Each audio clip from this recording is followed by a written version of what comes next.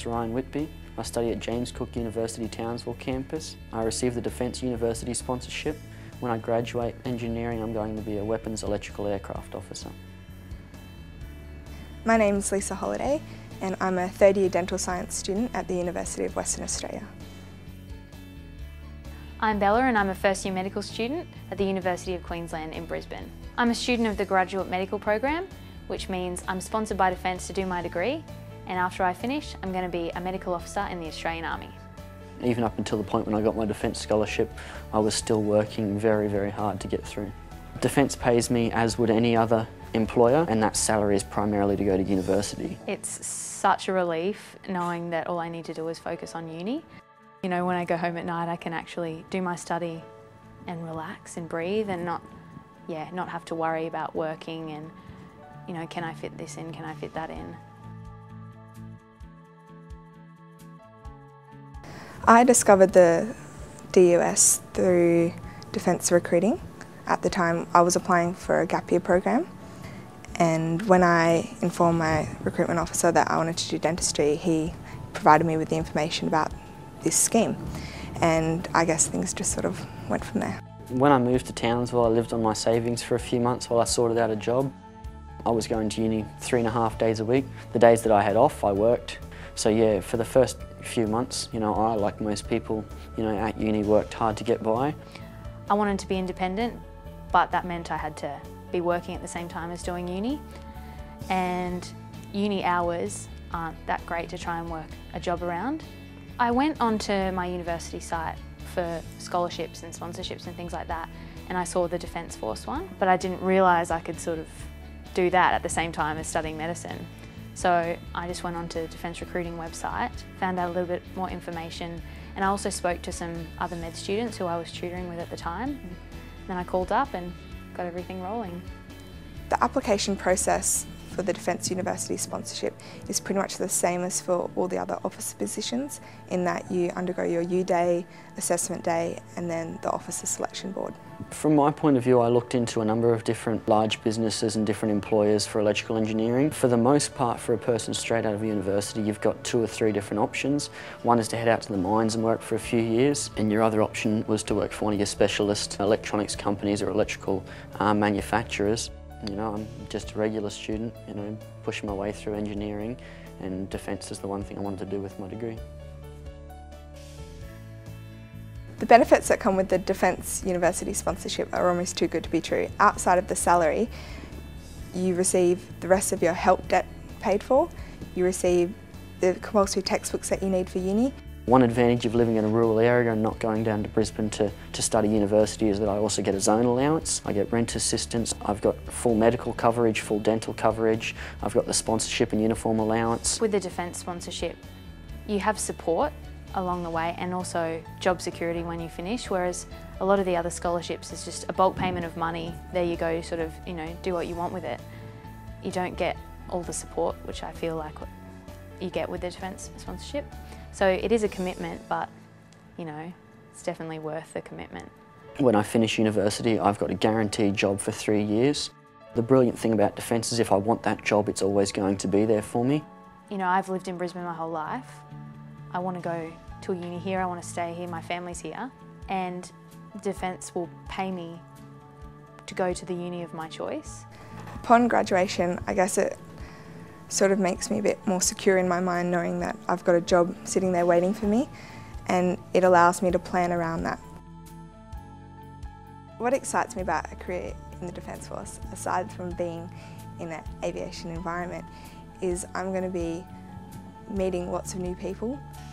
I'm going to be living in different parts of Australia, and I'm going to be experiencing things that I wouldn't otherwise get to experience as a civilian dentist. To be deployed, to go into situations that, you know, are out of my comfort zone and experience new things and just learning on the job, I think is going to be really exciting. My job that I've applied for and been accepted into is Weapons Electrical Aircraft Officer. So what that'll mean is that when I've finished, I'll work on the weapons systems from an electrical point of view, all the aircraft that the Navy has in active duty at the moment. So yeah, that will mean the guidance systems, all the interactive systems, all those kind of things on the new helicopters that are coming out, on the existing fleet, as well as anything that may be happening in the future. There are options for me to travel if I would like to. With the new LHDs, there are currently capacity for 2 electrical engineers, weapons electrical engineers, to be stationed on each of the 2 ships. From my understanding, the differences between being a dentist in the civilian world and a dentist in the Defence Force is you get to totally focus on patient care and deliver the best treatment for your patient without having to worry about the financial concerns of the patient and dealing with the marketing and business side of things. When you tell people that you want to be a doctor, a lot of the time they say, oh, you're going to earn so much money, but if you're in it just for that, you're not going to have a rewarding career. We want to do it to help people, to give back to our community, and even just being in defence is giving back to your community. And being a doctor in defence, you know, I get the double whammy. So.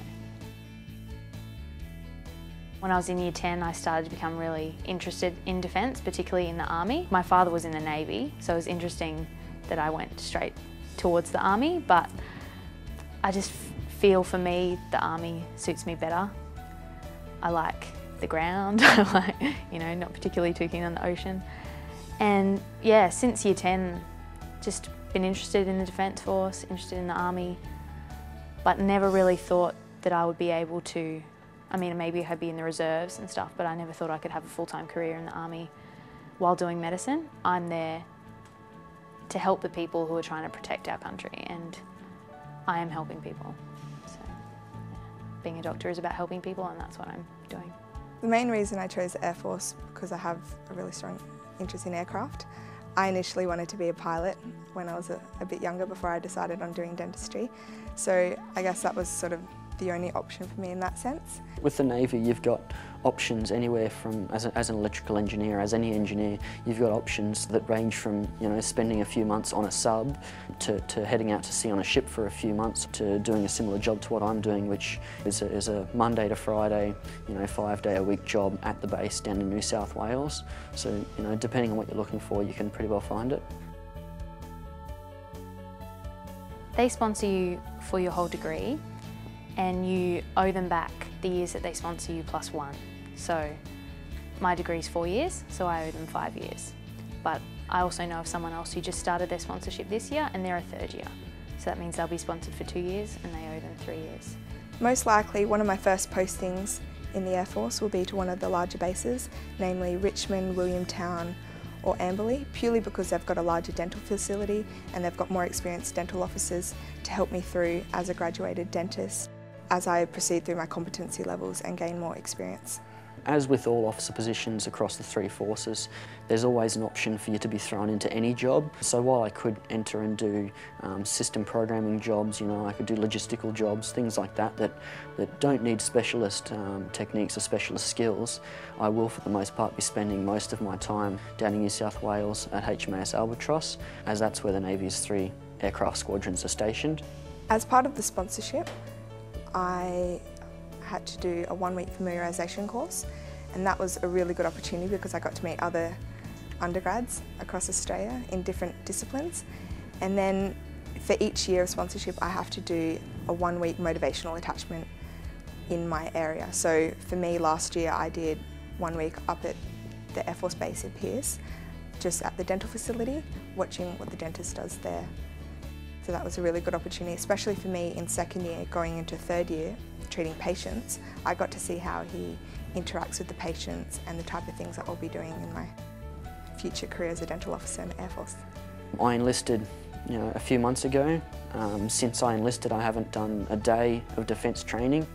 Defence pays me to go to uni and they want me to go to uni. So after I graduate, I go down to Royal Military College and do a short stint down there for my basic officer training. I think a lot of people think it's really scary fitness requirements to get into the Army, but it's really not. If you're moderately fit, you're going to get in. Obviously, if you've been in there for a long time, they want to make you fitter, but don't think that because you're not an elite athlete now or some hardcore Army guy, you're not going to get in, because that's definitely not the case. Once you get into it and once you get into the habit, which is, you know, the most important thing about any physical exercise, you feel better. You know, you finish your weights, you finish your run, and you feel like you've accomplished something. You know, you feel stronger, you feel cleaner, you feel fresher. My hobbies would mainly be exercise. I guess that's what I do in my spare time. mainly because I need to keep my fitness up and I enjoy it.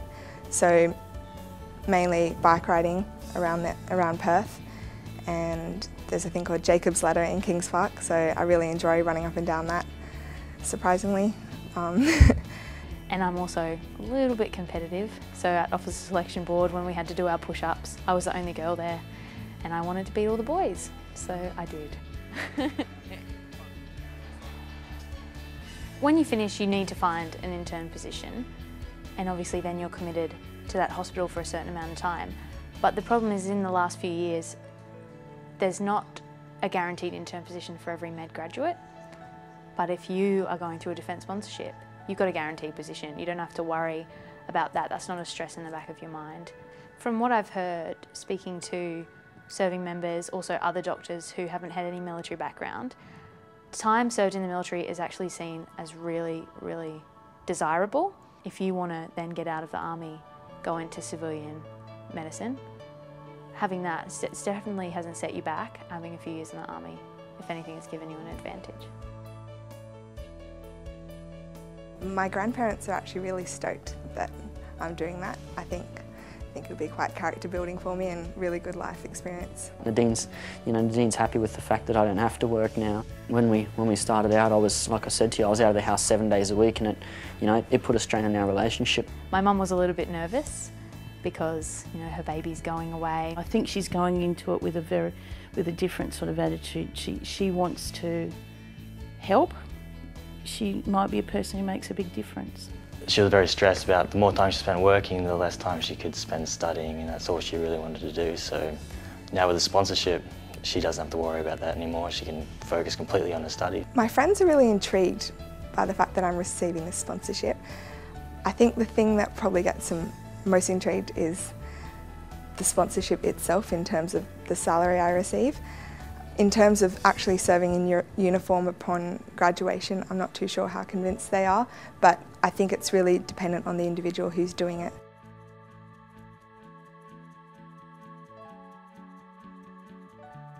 So the recruiting process for an undergraduate entry is split into 3 parts. The first part is a generic use session, which all recruits go through, which determines your aptitude and the positions that you can apply for in defence, or that you're deemed suitable for. While, like you said, it was very daunting and it was, a bit frightening going in. I'd never had anything to do with the Air Force, with the Navy or with the Army specifically. It was something that was a whole lot less exciting and less daunting than you'd have thought. The people that I met in the use session and in the subsequent stages of testing were some of the nicest people that I've encountered, both in defence and out, and they tried to make the process as comfortable and easy for you as possible. I don't think enough people know about the sponsorship or know the right things about it. They sort of have this idea that you have to work for the Army for, 30 years. But now that I'm actually telling people what it's really about and all the benefits you get, all the opportunities you get, they're a bit more open to the idea.